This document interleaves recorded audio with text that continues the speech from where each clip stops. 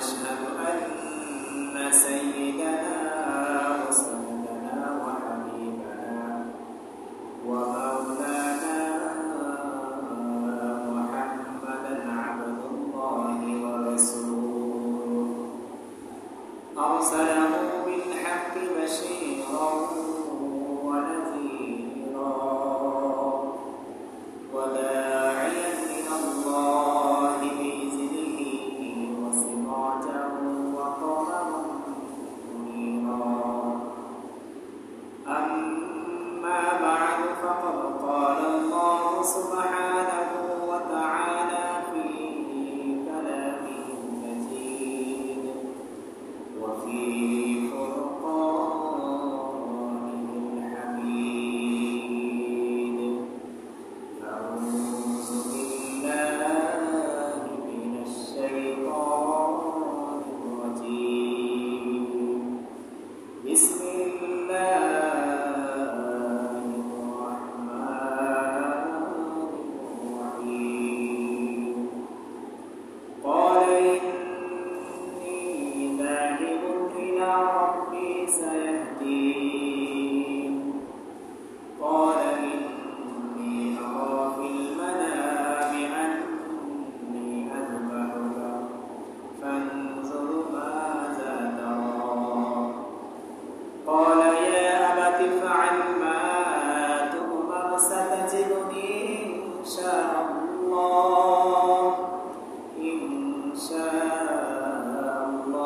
من الصابرين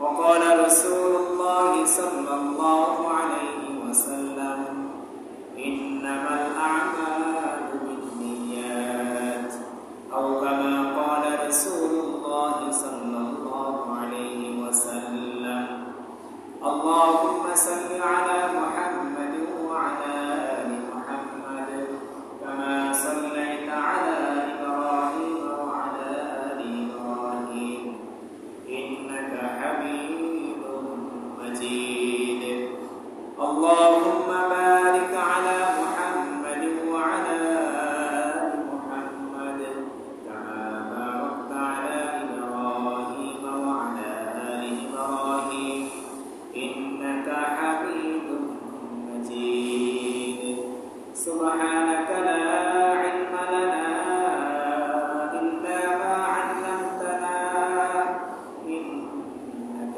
أنت العليم الحكيم الحمد لله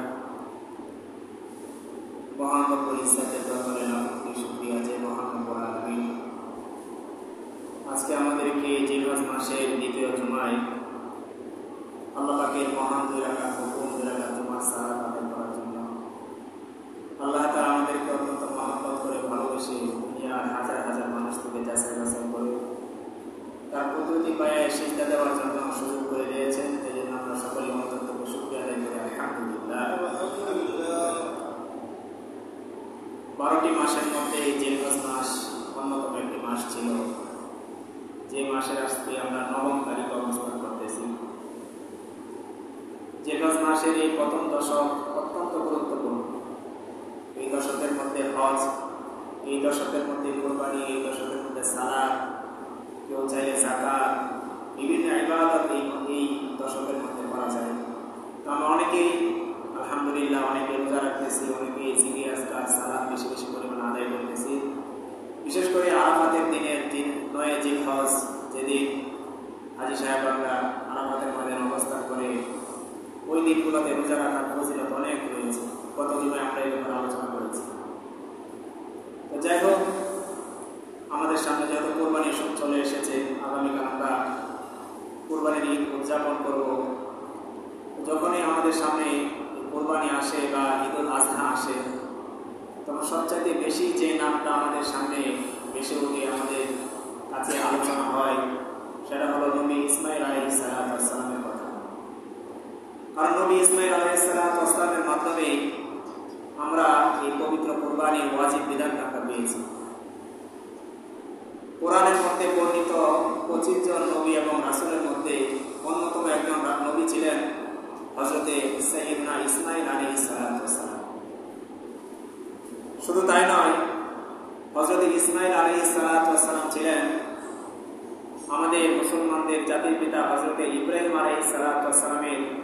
বড় সন্তান এবং ওনার ছোট সন্তানের নাম ছিল হযরত ইসহাক আলাইহিস সালাম।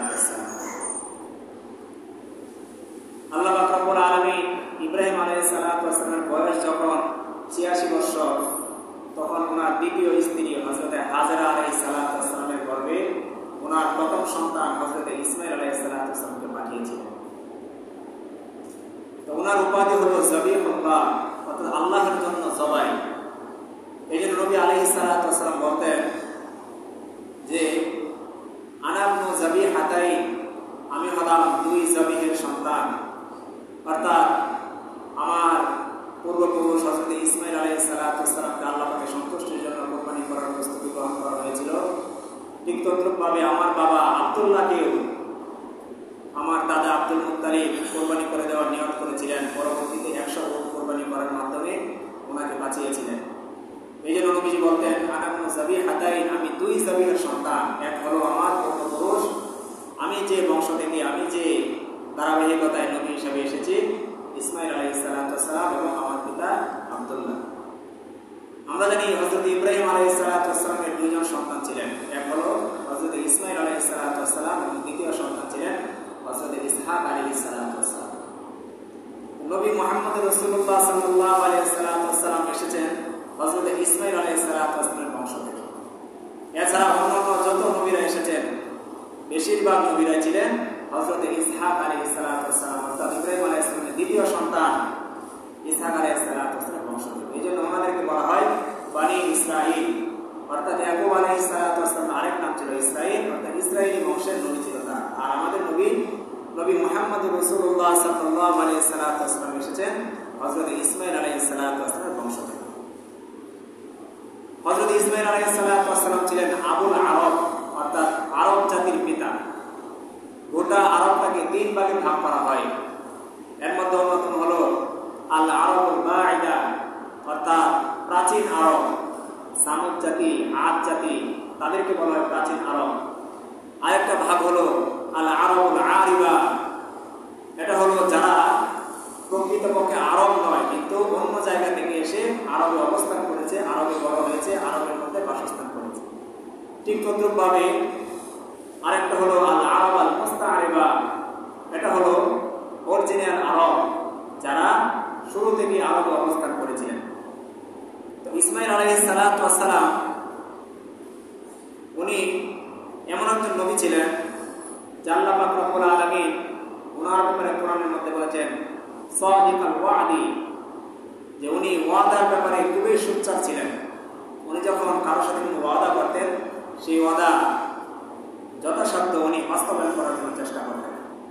শুধু তাই নয়, নবী ইসমাঈল আলাইহিস সালাম ওনার বদৌলতে আমরা আজকে যে জমজম কূপ, সেই জমজম কূপের সন্তান বা সেই বরকতময় পানি আমরা পেয়েছি। ঠিক তদ্রূপভাবে হযরত ইসমাঈল আলাইহিস সালামের মাধ্যমে এই 10 জিলহজ যে আমরা কোরবানি করে থাকি, এই কোরবানির বিধানটা আমরা পেয়েছি। এই জন্য আল্লাহ পাক রব্বুল আলামিন ইসমাঈল আলাইহিস সালামের বর্ণনা কোরআনের মধ্যে এনেছেন। 25 জন নবী এবং রাসূলের মধ্যে অন্যতম একজন নবী ছিলেন হযরত ইসমাঈল আলাইহিস সালাম। শুধু তাই নয়, হযরত ইসমাঈল আলাইহিস সালাম এরকম একজন নবী ছিলেন যে আল্লাহ পাকের ঘর, পবিত্র বাইতুল্লাহ, পবিত্র কাবা ঘর যখন নির্মাণ করা হয়, উনি ওনার বাবার সাথে সেই কাজে সহযোগিতা করেছিলেন। ওনার বাবা ছিলেন মিস্ত্রির ভূমিকায়, আর উনি ছিলেন সহযোগিতার জন্য। উনি বিভিন্ন পাথর, বিভিন্ন এরকম জিনিসপত্র এনে ওনার বাবাকে সহযোগিতা করতেন। কারণ নবী ইসমাঈল আলাইহিস সালামের মাধ্যমে আমরা অনেক কিছু পেয়েছি। এক হলো আমরা এই কুরবানির বিধান পেয়েছি, জমজম পেয়েছি। ঠিক তদ্রূপভাবে মিনার প্রান্তরে শয়তানকে পাথর নিক্ষেপ করা হয়, এরকম ভাবে সাফা এবং মারওয়া পাহাড়ের মধ্যে সাই করা হয়, দৌড়াদৌড়ি করা হয়। বিভিন্ন বিধিবিধান আমরা ইসমাঈল আলাইহিস সালামের মাধ্যমে পেয়েছি। নবী ইসমাঈল আলাইহিস সালাম জন্মগ্রহণ করেছিলেন ফিলিস্তিনে। কারণ আমরা জানি নবী ইব্রাহিম আলাইহিস সালাম ওনার জন্ম ছিল ইরাকে, কিন্তু উনি ইরাক থেকে হিজরত করে ফিলিস্তিনে চলে এসেছিলেন। ফিলিস্তিনে চলে আসার পরে ওনার দ্বিতীয় স্ত্রী হযরত হাজরা আলাইহিস সালামের গর্ভে আল্লাহ তাআলা ওনার প্রথম সন্তান ইসমাঈল আলাইহিস সালামকে পাঠিয়েছিলেন। কিন্তু উনি ফিলিস্তিনে জন্মগ্রহণ করার পরেও আল্লাহ পাকের হুকুমে উনি ফিলিস্তিনের মাটিতে বড় হতে পারেন নাই, বরং আল্লাহ পাক আদেশ দিয়েছিলেন যে হে ইব্রাহিম, তুমি তোমার এই দুগ্ধপুষ্য সন্তান এবং তোমার স্ত্রী হাজেরাকে এই ফিলিস্তিন থেকে 1200 কিলোমিটার দূরে মক্কার সেই মরুভূমিতে রেখে আসো। তখন আল্লাহ পাকের সেই হুকুম পালন করার জন্য নবী ইব্রাহিম আলাইহিস সালাম তার স্ত্রী এবং সন্তানকে কিছু পানি এবং কিছু খাবার দিয়ে সেই মরু প্রান্তরে রেখে এসেছিলেন। ফিরে আসার সময় ওনার স্ত্রী বলছিলেন যে ইব্রাহিম, আপনি যে আমাদেরকে এখানে রেখে যাচ্ছেন, এটাকে আপনার সিদ্ধান্ত নাকি আল্লাহ পাকের সিদ্ধান্ত? ইব্রাহিম আলাইহিস সালাম বলেছিলেন যে এটা আল্লাহ পাকের সিদ্ধান্ত। তখন হাজেরা আলাইহিস সালাম বলেছিলেন, যদি এটা আল্লাহ পাকের সিদ্ধান্ত হয়ে থাকে তাহলে এই মরুভূমি প্রান্তরে খাবার না থাকতে পারে, পানি না থাকতে পারে, কিন্তু আল্লাহ পাক অবশ্যই আমাদেরকে বাঁচিয়ে রাখবেন। সুবহানাল্লাহ।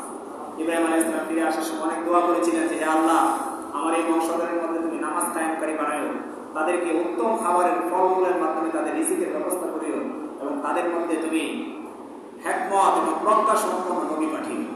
আল্লাহ তাআলা ইব্রাহিম আলাইহিস সালামের প্রত্যেকটা দোয়াকে কবুল করেছিলেন।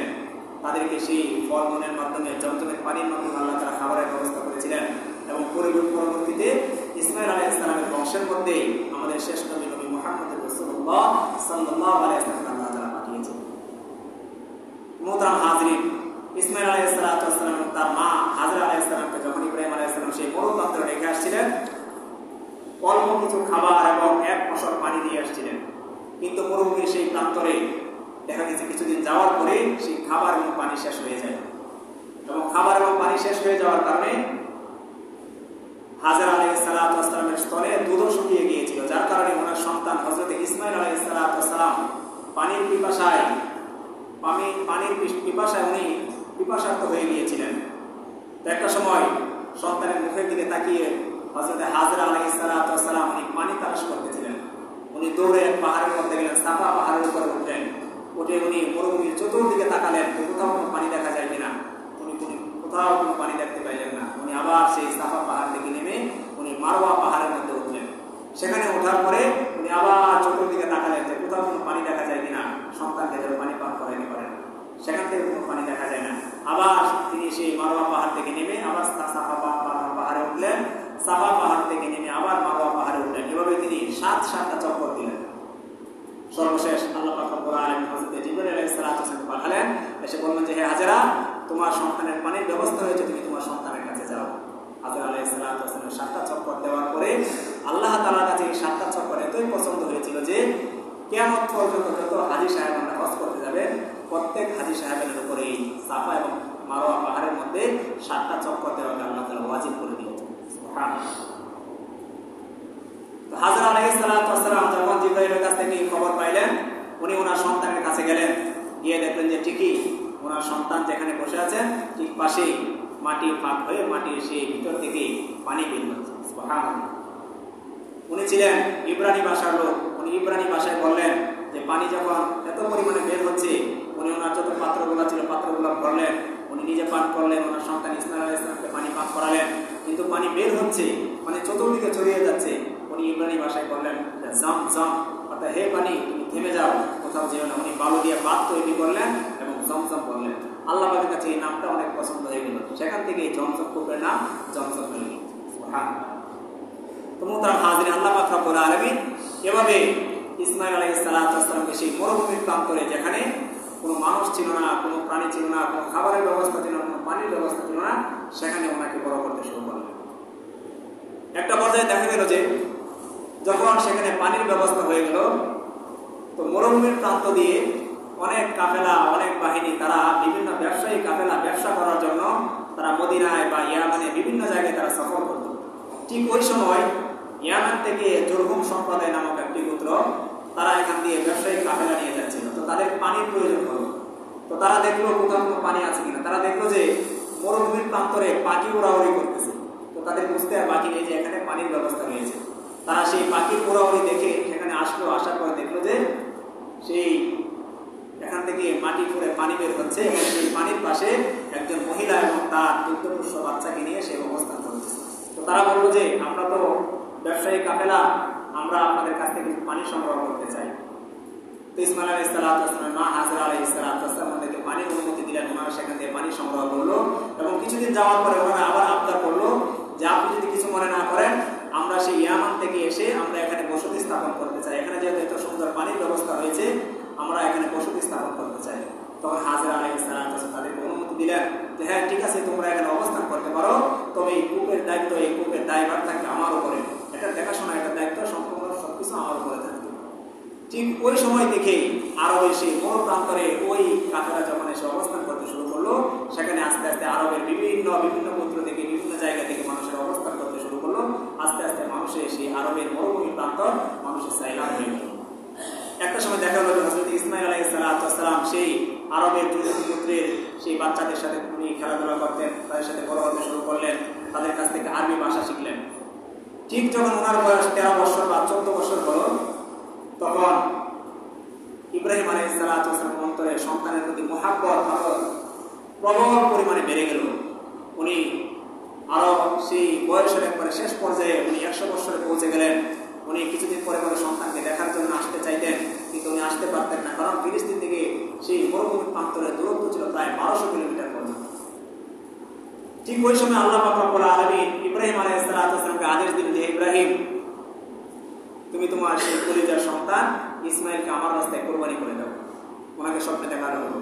ইব্রাহিম আলাইহিস সালামের স্বপ্নে দেখার পরে ফিলিস্তিন থেকে ওনার সন্তান ইসমাইল আলাইহিস সালামকে কোরবানি করার জন্য উনি মক্কায় চলে আসলেন।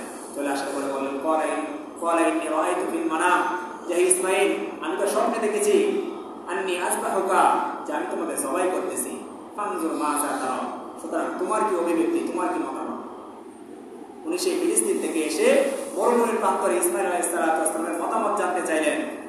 তো যেরকম বাপ সন্তান ছিল সেরকম, কারণ উনি অদূর ভবিষ্যতে নবী হবেন, যদিও তার বয়স যখন 13 বা 14 ছিল, উনি বললেন ইয়া আবাতি, হে আমার প্রিয় বাবা, ইফআল মা তুমার সাতাজিদুনি ইনশাআল্লাহ, আপনি স্বপ্নে যে আদিষ্ট হয়েছেন আপনি তা বাস্তবায়ন করুন।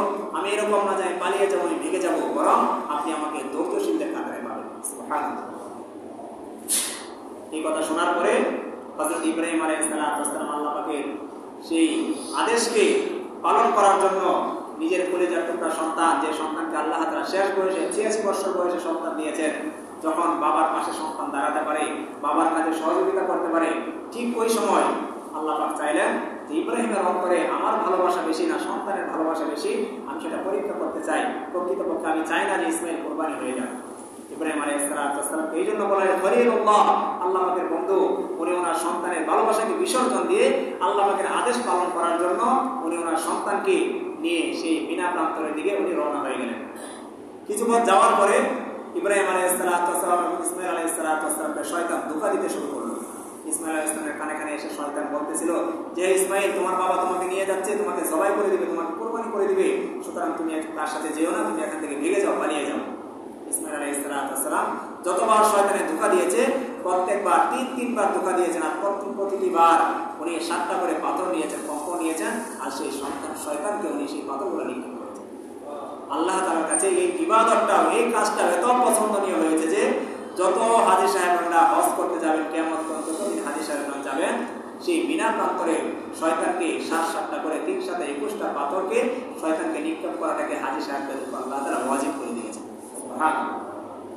মিনা প্রান্তরে যাওয়ার পরে কিরকম সন্তান ছিলেন, ইসমাইল আলাইহিস সালাম তার বাবাকে বললেন, হে বাবা, আপনি আমার চোখ বেঁধে নেন, কারণ আপনি যখন আমাকে জবাই করতে যাবেন, আপনার চোখে যখন আমার চোখ পড়ে যাবে, আপনার ভিতরে পিতৃত্বের সেই মহাব্বত ফুটে উঠবে, আপনি আল্লাহ পাকের আদেশ পালনে আপনার ব্যাঘাত করতে পারে, এবং আমার পার্শ্বটাকে, আমার মুখটাকে আপনি জমিনের দিক করে দেন, যেন আমার চেহারার দিকে আপনার চেহারা না পড়ে যায়।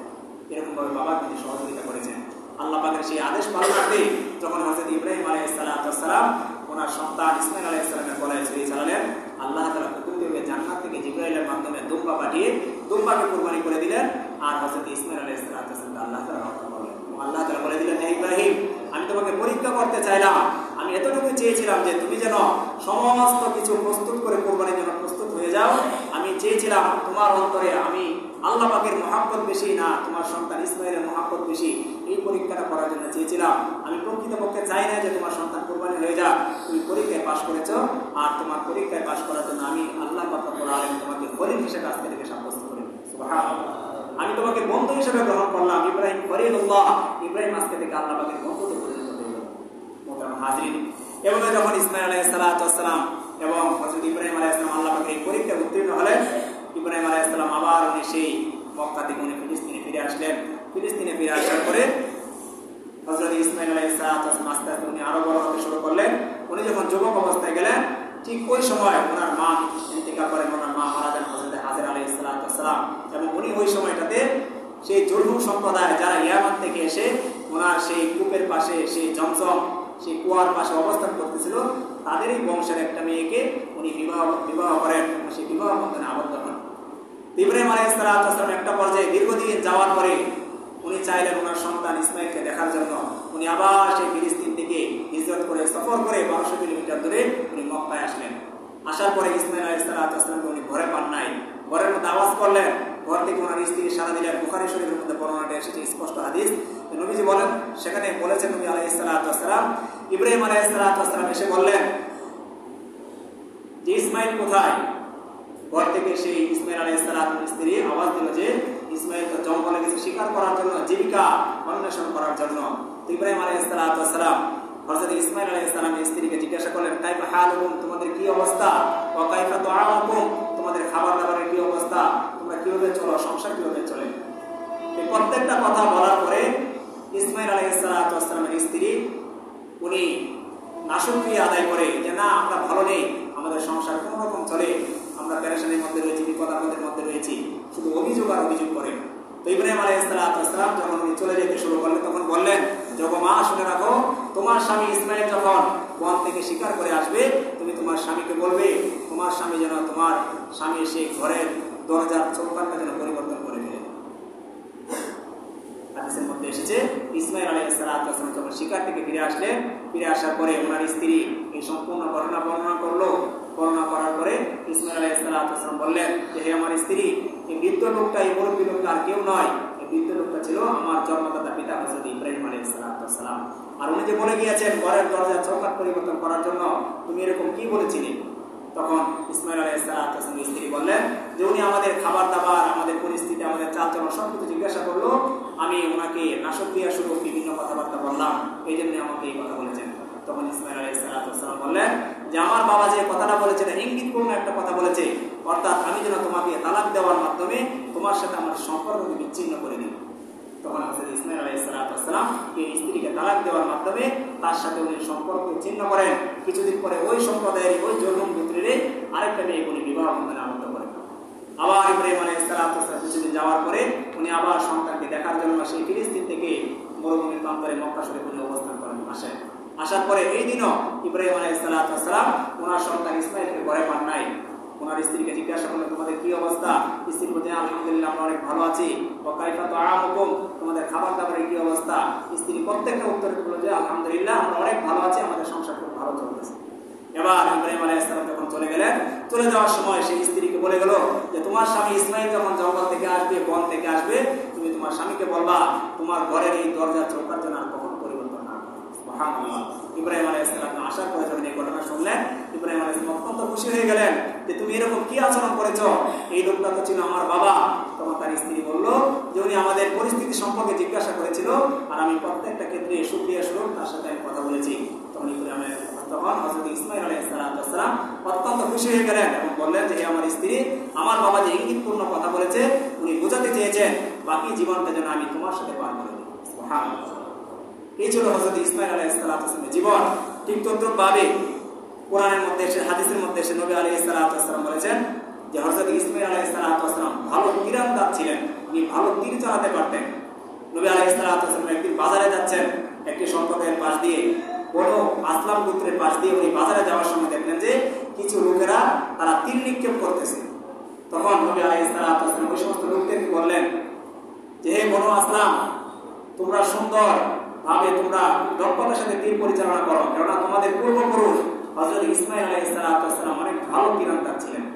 শুধু তাই নয়, আল্লাহ পাক রব্বুল আলামিন শেষ জীবনে ইসমাইল আলাইহিস সালামের মাধ্যমে এবং ওনার বাবা হযরত ইব্রাহিম আলাইহিস সালামের মাধ্যমে আল্লাহ পাকের মহান যে ঘর, সেই বাইতুল্লাহ শরীফের নির্মাণের কাজ ওনাদের মাধ্যমে আল্লাহ তাআলা করিয়েছিলেন। হযরত ইসমাইল আলাইহিস সালামের দাওয়াত এরিয়া, উনি যে নবী হিসেবে ছিলেন, ওনার দাওয়াত এরিয়া ছিল আরবের সেই মক্কা প্রান্তর, এরকম ভাবে আমানিকা সম্প্রদায়, জুরহুম সম্প্রদায় আশপাশে যে এলাকাগুলো ছিল সেই এলাকাগুলোতে উনি দাওয়াতি কার্যক্রম পরিচালনা করেছিলেন। ঠিক তদ্রূপভাবে আল্লাহ পাক রব্বুল আলামিন কোরআনের মধ্যে হযরত ইসমাইল আলাইহিস সালামের ব্যাপারে বলেছেন উনি সাদিকুল ওয়াদি, উনি ওয়াদা পালনের ব্যাপারে অনেক দক্ষ ছিলেন, মুফাসসিরিন কেরাম একটি ঘটনা উল্লেখ করেছেন যে ইসমাঈল আলাইহিস সালাম একবার এক লোককে কথা দিয়েছিলেন যে আগামীকাল তোমার সাথে আসরের পরে মুখ গাছের নিচে তোমার সাথে আমার সাক্ষাৎ হবে। তো দেখা গেল যে পরের দিন ইসমাঈল আলাইহিস সালাম সেই গাছের নিচে উনি অবস্থান করলেন, সন্ধ্যা পর্যন্ত অপেক্ষা করলেন, সেই লোকটি আসে নাই। পরের দিন আবার অবস্থান করলেন, এভাবে একে একে অবস্থান করতে করতে উনি 1 মাস পর্যন্ত ওই লোকের জন্য অপেক্ষা করেন। উনি ওনার ওয়াদা রক্ষা করার জন্য 1 মাস পর্যন্ত উনি সেই গাছের নিচে অবস্থান করেছিলেন। তাহলে ইসমাঈল আলাইহিস সালাম ছিলেন আল্লাহ পাকের সেই কোরআনের মধ্যে বর্ণিত 25 জন নবী এবং রাসূলের মধ্যে অন্যতম একজন নবী। ঠিক তদ্রুপভাবে হযরত ইসমাঈল আলাইহিস সালাম যখন এভাবে তার জীবন পার করতেছিলেন, একটা পর্যায়ে শেষ পর্যায়ে জীবনের শেষ পর্যায়ে উনি চলে আসেন এবং সেই বাইতুল্লাহ শরীফ কাবা শরীফের পাশে ইন্তিকাল করেন এবং ওনার মার কবরের পাশে বাইতুল্লাহ কোণের পাশে ওনাকে দাফন করা হয়। তো মোহতারাম হাজিরিন, এই যে ইসমাঈল আলাইহিস সালামের সংক্ষিপ্ত জীবনী আমরা জানলাম, এখান থেকে আমাদের জন্য কয়েকটি শিক্ষা রয়েছে। এর মধ্যে অন্যতম একটা শিক্ষা হলো হযরত ইসমাঈল আলাইহিস সালাম ছিলেন আদর্শ সন্তানের নমুনা। কারণ আল্লাহ পাক রব্বুল আলামিন যখন ইব্রাহিম আলাইহিস সালামকে আদেশ দিয়েছিলেন যে তার সন্তানকে কুরবানি করার জন্য, উনি ফিলিস্তিন থেকে যখন মক্কায় ফিরে যান, সেখানে যাওয়ার পরে সন্তানকে বলেছিলেন যে হে আমার কলিজার সন্তান, আমার প্রিয় সন্তান, আমি স্বপ্নে দেখেছি যে তোমাকে কুরবানি করতেছি। ইসমাঈল আলাইহিস সালাম সাথে সাথে বলেছিলেন ইয়া আবাতি ফাআল মা তু'মার সাতাজিদুনি ইনশাআল্লাহ, হে আমার প্রিয় বাবা, আপনি তাই করুন, আপনি স্বপ্নের মাধ্যমে যা আদেশ করেছেন। উনি ওনার বাবার অবাধ্য হন নাই, ওনার বাবা স্বপ্নে যেটা দেখেছেন সেই কাজের মধ্যে উনি আরো সহযোগিতা করেছেন। উনি বলেছেন আমার চোখগুলোকে আপনি বেঁধে নিয়েন, আমাকে আপনি কাত করে শুয়ে দিয়েন। এরকম ভাবে বিভিন্ন কথা বলার মাধ্যমে উনি আদর্শ সন্তানের নমুনা হিসেবে সমাজের মধ্যে প্রতিষ্ঠিত হয়েছেন। ঠিক তদ্রুপ ভাবে হযরত ইসমাঈল আলাইহিস সালামের জীবনী থেকে আমাদের অন্যতম একটা শিক্ষা হলো উনি ওনার বাবার কাজে সবসময় সহযোগিতা করেছেন। বিশেষ করে যখন কাবা ঘরকে নির্মাণ করা হয়, ওনার বাবা ছিলেন মিস্ত্রির ভূমিকায়। উনি কাবা ঘরের চতুর্পাশে দেওয়ালকে উনি উঁচু করেছেন, আর সেই কাজের মধ্যে সন্তান হিসেবে হযরত ইসমাঈল আলাইহিস সালাম সহযোগিতা করেছেন। ঠিক তদ্রুপভাবে ওনার জীবন থেকে আমাদের জন্য আরেকটা শিক্ষা হলো যে হযরত ইসমাঈল আলাইহিস সালাম একজন পিতা ভক্ত বা বাবা ভক্ত সন্তান ছিলেন। কারণ যখন ওনার বাবা সেই ফিলিস্তিন থেকে হিজরত করে সেই মক্কায় গিয়েছিলেন তার সাথে দেখা করার জন্য, তো যে স্ত্রী, প্রথম স্ত্রী তার অবাধ্য ছিল, তার কথায় নাশক্রিয়া ছিল, সেই স্ত্রীকে তালাক দেওয়ার জন্য ইঙ্গিতপূর্ণভাবে উনি বলেছিলেন। হযরত ইসমাঈল আলাইহিস সালাম বাবার আদেশকে পুঙ্খানুপুঙ্খভাবে পালন করেছিলেন। বাবার কথা অনুযায়ী সেই স্ত্রীকে উনি তালাক দিয়েছিলেন, তার সাথে উনি সম্পর্ক বিচ্ছেদ করেছিলেন। ঠিক তদ্রুপভাবে হযরত ইসমাঈল আলাইহিস সালামের জীবনী থেকে আমাদের অন্যতম আরেকটা শিক্ষা হলো হযরত ইসমাঈল আলাইহিস সালাম একজন পরিশ্রমী নবী ছিলেন। উনি ছোট সময় থেকে পরিশ্রম করেছেন। উনি সংসার চালানোর জন্য বিভিন্ন বনে, বিভিন্ন জঙ্গলে, বিভিন্ন ময়দানে উনি চলে যেতেন। সেখান থেকে উনি তীরের মাধ্যমে বিভিন্ন প্রাণী, বিভিন্ন পশু শিকার করার মাধ্যমে উনি জীবিকা নির্বাহ করতেন, উনি সংসার পরিচালনা করতেন। ঠিক তদ্রুপভাবে ওনার মধ্যে আরেকটা যে ভালো গুণ ছিল আমাদের জন্য শিক্ষা, সেটা হলো ওয়াদার বরখেলাপ না করা। কাউকে কোনো প্রতিশ্রুতি দিলে, কারোর সাথে কোনো ওয়াদা করলে সেই ওয়াদাটাকে পরিপূর্ণভাবে পালন করা। কারণ কোনো ব্যক্তি যখন কাউকে ওয়াদা দেয়, কারোর সাথে কোনো প্রতিশ্রুতি দেয় আর সেই ওয়াদাকে খেলাপ করে, তখন সে মুনাফিকের কাতারে চলে যায়। আর মুনাফিকের আলামত হলো 3টি। যখন সে কথা বলে, মিথ্যা বলে, কারণ যখন আমানত তার কাছে রাখা হয় সেই আমানতের খেয়ানত করে, আবার যখন কারোর সাথে কোনো ওয়াদা করে সে ওয়াদা সে খেলাপ করে। এই জন্য হাজরিন, আল্লাহ পাক রব্বুল আলামিন আমাদেরকে ইসমাঈল আলাইহিস সালামের জীবনী থেকে সংক্ষিপ্তভাবে যেন আমরা যে আলোচনাগুলো শুনেছি এখান থেকে আমাদের সবাইকে যেন শিক্ষা গ্রহণ করার তৌফিক দান করেন। সকলে বলি আমিন। ওয়া আখিরু দাওয়ানা আলহামদুলিল্লাহি রাব্বিল আলামিন।